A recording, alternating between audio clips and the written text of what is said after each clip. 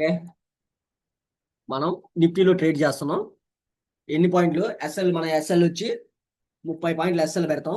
లేదా అంటే వోల్టాలిటీని బట్టి, వోల్టాలిటీ తక్కువగా ఉంటే మనం ఎంత పెడతాం, 20 నుంచి 25 దాకా పెడతాం.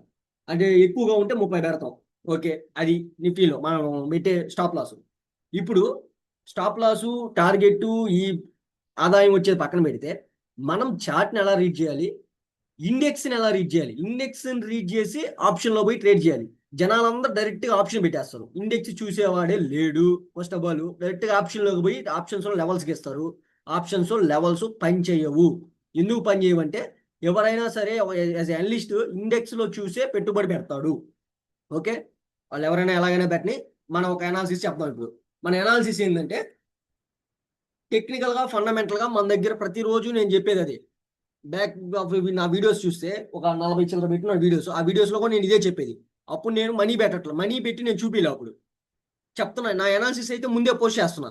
కానీ ఇప్పుడు ఏం చేస్తున్నాను, నా ఒక టార్గెట్ హిట్ అయినాక వీడియో చేసి దాన్ని ప్లేస్ చేస్తున్నా.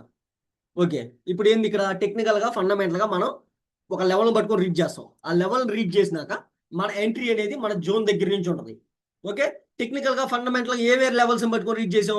టెక్నికల్గా, ఫండమెంటల్గా ఈ లెవెల్ పట్టుకొని రీచ్ చేసాం, ఈ లెవెల్ పట్టుకొని రీచ్ చేసాం. ఓకే, ఈ రెండు లెవెల్ పట్టుకొని రీచ్ చేసాం. ఒక లెవెల్నే కదా రీచ్ చేయాలి అని మీరు అనుకోవచ్చు. కానీ ఇది మొత్తం ఒక జోను. అంటే కొనేవాళ్ళు, అమ్మేవాళ్ళు ఈ జోన్లో ఇంట్రెస్టెడ్గా ఉన్నారు.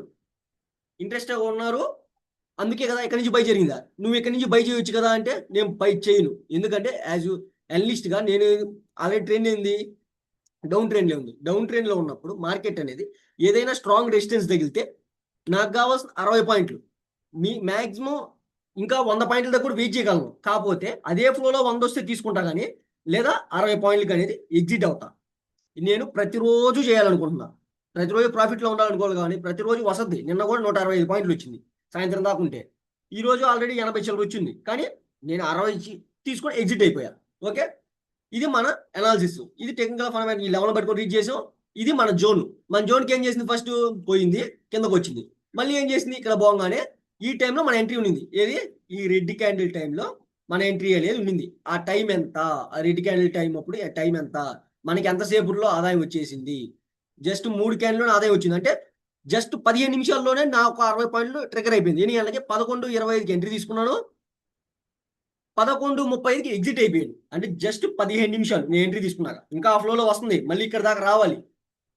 తెలుసు నాకు ఇక్కడ దాకా రావాలి, మళ్ళీ వచ్చిద్ది 100 పాయింట్. కానీ మళ్ళీ రిటర్న్ వెళ్తే వచ్చిన 60 పాయింట్లు పోయి మళ్ళీ టైం డీకేలో ఉంటే అందులో ఎక్స్పైరీ. ఎవరికైనా మూడు వచ్చి కానీ పెట్టుబడి పెట్టాడు అనుకో, ఇంకా ఎవరిని చూడదు, జంప్ చేసుకొని వెళ్ళిపోద్ది. ఏదో కిందకైనా అట్టకపోద్ది, పైకైనా అట్టకపోద్ది.